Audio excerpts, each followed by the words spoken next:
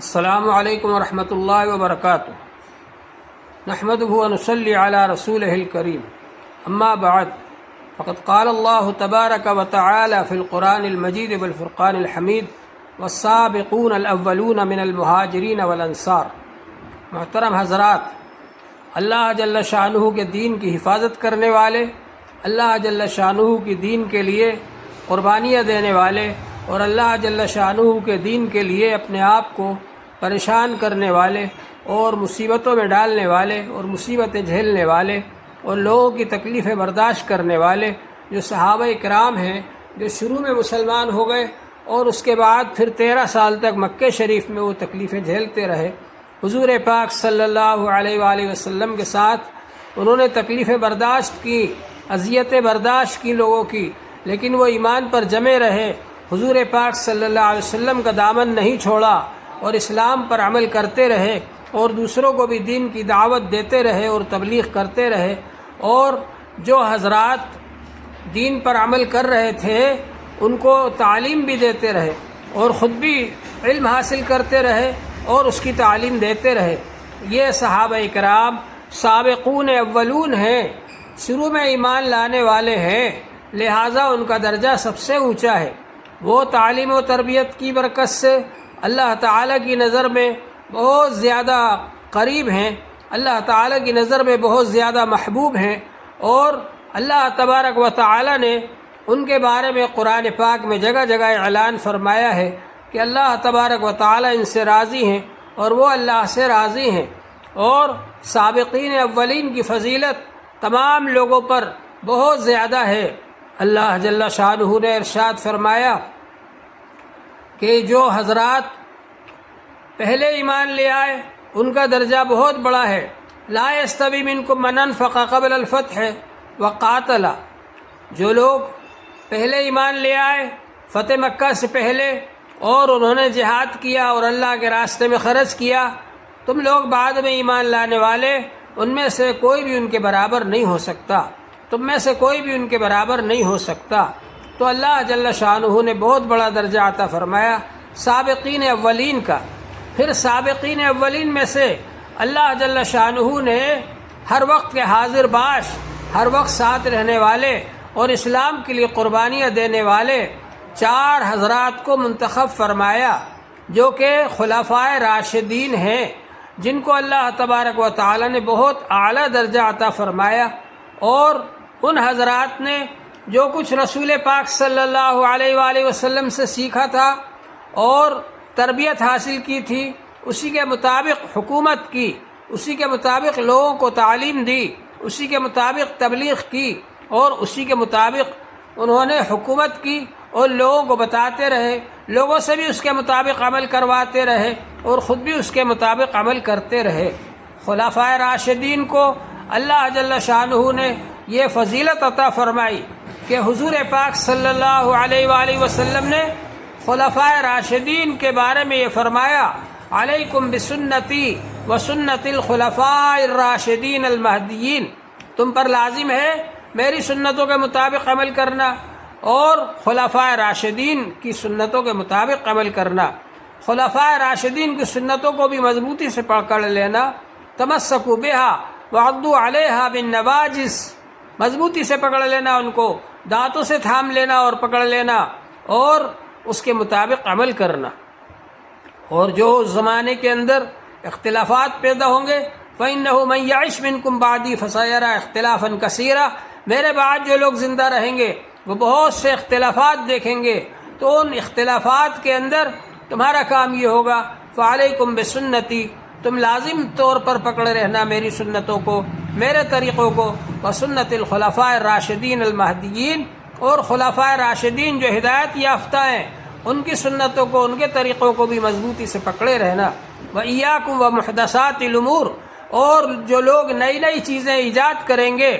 اور نئے نئے باتیں جاری کریں گے ان سے بچتے رہنا۔ اور فرمایا کہ جو امیر ہو اس کی اطاعت کرنا، اور اللہ تبارک و تعالی نے حضور پاک صلی اللہ علیہ وآلہ وسلم کے صحابہ کرام کو جو فضیلت عطا فرمائی وہ اس لیے کہ حضور پاک صلی اللہ علیہ وسلم کے مطابق یہ لوگ عمل کرتے تھے اور اپنی طرف سے کوئی چیز ایجاد نہیں کرتے تھے۔ چنانچہ حضرت ابوبکر رضی اللہ تعالیٰ عنہ نے بھی یہی کیا،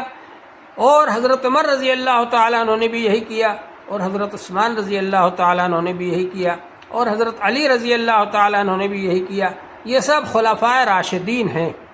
اس کے بعد حضور پاک صلی اللہ علیہ وآلہ وسلم نے ارشاد فرمایا کہ 30 سال تک یہ خلافت راشدہ رہے گی، اور اس کے بعد پھر ملک عزوز آ جائے گا، کاٹ کھانے والی بادشاہت، اور اس کے بعد پھر ملک جبریہ آ جائے گا، زبردستی کی حکومت، ظلم و جبر کی حکومت۔ تو یہ سلسلہ چلتا رہا، اور اس کے بعد میں ملک جبری نے، زبردستی کی حکومت نے حضرت امام حسین رضی اللہ تعالیٰ عنہ کو شہید کیا۔ یہ سب واقعات ہیں اس بات کو بتلانے کے لیے کہ ہم کو دین پر قائم رہنا ہے، ہم کو ان صحابہ کرام کے ساتھ میں رہنا ہے جو صحابہ کرام دین کی حفاظت کرتے تھے، اور جب بادشاہ لوگ اپنی طرف سے دین میں نئی نئی باتیں جاری کرتے تھے تو یہ حضرات ان کا مقابلہ کرتے تھے اور ان کو ٹوکتے تھے، روکتے تھے کہ تم یہ دین میں نئی باتیں جاری نہ کرو۔ حضور پاک صلی اللہ علیہ وآلہ وسلم اور خلفائے راشدین جس طریقے پر چل کر گئے ہیں اور جو کام بتا گئے اس طریقے پر ہی رہو، اسی طریقے کو اختیار کرو۔ چنانچہ یہ حضرات جو صحابہ کرام ہیں جنہوں نے بادشاہوں کو روک ٹوک کی، ان سب صحابہ کرام کو تکلیفیں دی گئیں، پریشان کیا گیا اور ستایا گیا، اور آپ نے دیکھا کہ حضرت امام حسین رضی اللہ تعالیٰ عنہ کو کربلا کے میدان میں 72 ساتھیوں کے ساتھ شہید کر دیا گیا، اور اس کے بعد یزید نے مدینے پر فوج بھیجی اور 10,000 صحابہ کرام اور تابعین کو شہید کر دیا گیا، اور 1,000 صحابیات اور تابعات کے ساتھ میں زنا کیا گیا، بہت سی عورتوں کے ساتھ زنا کیا گیا۔ اس میں سے 1,000 تو وہ ہیں جو کہ بغیر نکاح کے حاملہ ہوئیں اور ان سے بچے پیدا ہوئے۔ تو یہ سب ظلم کیا گیا، اور مسجد نبوی کے اندر 3 دن تک اذان نہیں ہوئی، نماز نہیں ہوئی، اور مسجد نبوی کے اندر یزید کی فوج نے گھوڑے باندھے اور گدھے باندھے وہاں پر، یہ سب کچھ ہوا۔ اسی طرح سے مکہ شریف کے اوپر یزید نے حملہ کروایا اور گولوں کی برسات کروائی، اس کی وجہ سے خانہ کعبہ کا پردہ جل گیا اور دیوار کو بھی نقصان پہنچا۔ تو یہ سب دین کو نقصان پہنچانے والے لوگ جو ہیں، یہ دینداری کا لباس پہن کر اور دینداری کا پردہ اوڑھ کر اور لوگوں کے سامنے یہ ظاہر کرتے ہوئے کہ ہم دیندار ہیں، یہ اپنے آپ کو دین کا محافظ بتلاتے تھے اور دیندار بادشاہ بتاتے تھے، حالانکہ ان کے دل کے اندر بغض بھرا ہوا تھا۔ حضور پاک صلی اللہ علیہ وآلہ وسلم کا بغض ان میں بھرا ہوا تھا، صحابہ کرام کا بغض بھرا ہوا تھا، اور اسی طرح سے دین کا بغض بھرا ہوا تھا۔ چنانچہ یزید نے حضرت امام حسین رضی اللہ عنہ کو شہید کرنے کے بعد لوگوں سے کہا کہ میں نے جنگ بدر کا بدلہ لے لیا ہے۔ اس کا مطلب یہ کہ اس کے دل کے اندر یہ بغض بھرا ہوا تھا۔ تو بہرحال اللہ جل شانہ نے ہمارے لیے جو دین بھیجا ہے، ہمارا فرض ہے کہ ہم اس دین کی حفاظت کریں، اس دین پر قائم رہیں، اس دین کا علم حاصل کریں، اور دوسروں کو بھی اس دین کی تبلیغ کریں، اور اس دین کی خوبیاں اور اچھائیاں اور اس میں کیا کمالات ہیں وہ بتائیں، اور دوسروں کو بھی ہم دین کی طرف لانے کی کوشش کریں، اور خود بھی دین پر قائم رہیں اور دین کا خود بھی علم حاصل کریں اور دوسروں کو بھی اس کی تعلیم دیں۔ علماء کرام سے ہم جڑیں، علماء کرام سے تعلق رکھیں تاکہ ہم دین کا علم حاصل کر سکیں، اور ہمارے بچوں کو دینی مدارس میں داخل کریں، اور بزرگوں سے جڑیں ہم، اور بزرگوں سے جڑ کر ذکر کرنا سیکھیں تاکہ ہمارے اندر اللہ تعالیٰ کا نور آئے اور بزرگوں سے ہمارا تعلق قائم ہو۔ اللہ جل شانہ ہم سب کو دین پر قائم رہنے کی توفیق عطا فرمائے۔ وآخر